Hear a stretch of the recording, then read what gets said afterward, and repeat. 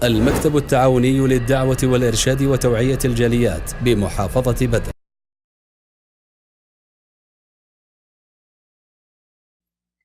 Bismillahi wassalatu wassalam ala rasulillah wa ala alihi wa ashabihi wa man tamassaka bisunnatihi ila yaumiddin wa ba'd.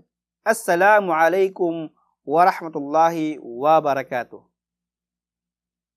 Mga alipin ng Allah subhanahu wa ta'ala, mga mahal na kapatid sa pananampalatayang Islam, ipinag-utos na Allah subhanahu wa ta'ala bilang tungkulin para sa mga Muslim ang mag-ayuno ng isang buwan sa loob ng isang taon. Ito ay ang pinagpalang buwan ng Ramadan. Ito ay itinalaga ng Allah subhanahu wa ta'ala na ikaapat na haligi mula sa mga haligi ng Islam. Ayon sa hadis ng Propeta Muhammad sallallahu alaihi wasallam, wasawm Ramadan, at mag-ayuno sa buwan ng Ramadan. At sinabi ng Allah subhanahu wa ta'ala sa dakilang Quran, ba'da a'udhu billahi minash shaitanir rajim, ya ayyuhalladhina amanu kutiba alaikumus siyam kama kutiba alal ladzina min qablikum la'allakum tattaqun. Sinabi ng Allah subhanahu wa ta'ala, o kayong mga naniniwala sa Allah at sa kanyang sugo at tumupad sa kanyang batas, ang saum, ang pag-aayuno ay ipinag-utos niya ng Allah subhanahu wa ta'ala sa inyo na tulad ng pagkakautos niya sa mga nauna na sa inyo, nang sa gayon, la'allakum tattaqun, nang sa gayon kayo ay magkaroon ng takot sa inyong Rab na tagapaglikha na si Allah subhanahu wa ta'ala, at maglagay kayo ng harang sa pagitan ninyo at sa pagkakasala sa pamamagitan ng pagsunod at bukod tanging pagsamba lamang sa Allah subhanahu wa ta'ala. Ayon sa mga maalam sa Islam, ang kahulugan ng pag-aayuno sa Islam, ito ay isang uri ng ibada o gawaing pagsamba.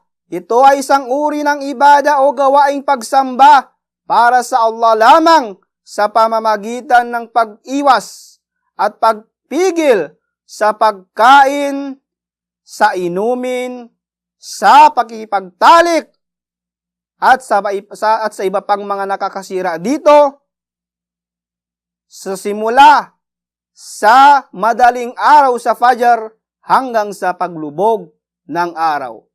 Mga mahal na kapatid, ang pag-aayuno, ito ay para sa Allah subhanahu wa ta'ala. Pipigilan mo at iwasan mo ang pagkain para sa Kanya at inumin para sa Allah subhanahu wa ta'ala mula sa Fajr, pagsikat ng Fajr, sa madaling araw hanggang sa paglubog ng araw.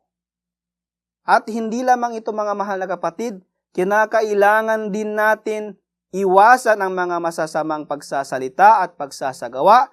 Ayon sa sinabi ng Propeta Muhammad sallallahu alaihi wasallam, sinuman ang hindi niya iwasan at hindi niya tigilan ang pagsasalita ng masasama at pagsasagawa ng masasama, ay walang silbi sa Allah subhanahu wa ta'ala ang pag-iwan niya ng pagkain at inumin.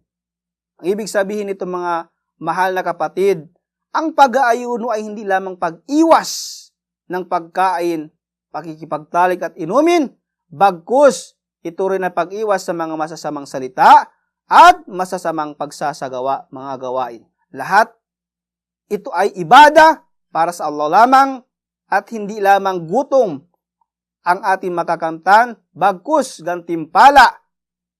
Ibig sabihin nito, mga mahal na kapatid sa Islam, hindi lang gutom, bagkus malaking gantimpala kung sino man ang mag-aayuno sa buwan ng Ramadan. Kailan magsimula ang pag-aayuno? Katulad ng sinabi natin, sa isang araw magsisimula pag sumapit ang Fajr madaling araw hanggang sa lumubog ang araw. Sa Islam, mayroon 12 buwan. Sa ikasyam na buwan sa Ramadan ay mag-umpisa ang Ramadan. Bago mag-Ramadan ay mayroong Sha'ban. Ang isang buwan ay mayroong 29 na araw o 30. So, kailan tayo mag-uumpisa ng Ramadan, magpapasting? Ito ay titignan natin sa ika-29. Sa paglubog ng araw, titignan natin ang buwan. Ayon sa sinabi ng propeta, sumu li ru'yati waftirulah. Titignan natin ang buwan. Kung makikita natin ang buwan sa ika-29 na araw ng buwan ng Shaban, ay mag-umpisa na ang pag-aayuno. At kung hindi ito makikita, ay ikukompleto natin ang isang buwan ng 30 days. So, kailan din magtatapos ang buwan ng Ramadan? Ito ay magtatapos kung makikita din ang buwan. Katulad ng sinabi ng propeta, sumu li ru'yati waftirulah.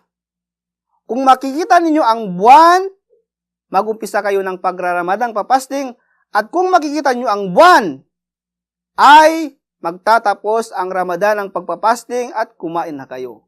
So, sa ika-29 ng Ramadan, titignan ang buwan. Kung makikita ang buwan, matatapos na ang buwan ng Ramadan at pwede nang kumain. At kung hindi ito makita sa ika-29, ang isang buwan ay kukumpletuhin ng 30 araw, 30 days. Naway tanggapin ng Allah subhanahu wa ta'ala ang ating mga gawain sa buwan ng Ramadan at bigyan tayo ng lakas ng pagsamba nang sa gayon magampanan natin ang mga gawaing pagsamba sa loob ng Ramadan. Wa ba'd. Assalamualaikum warahmatullahi wabarakatuh.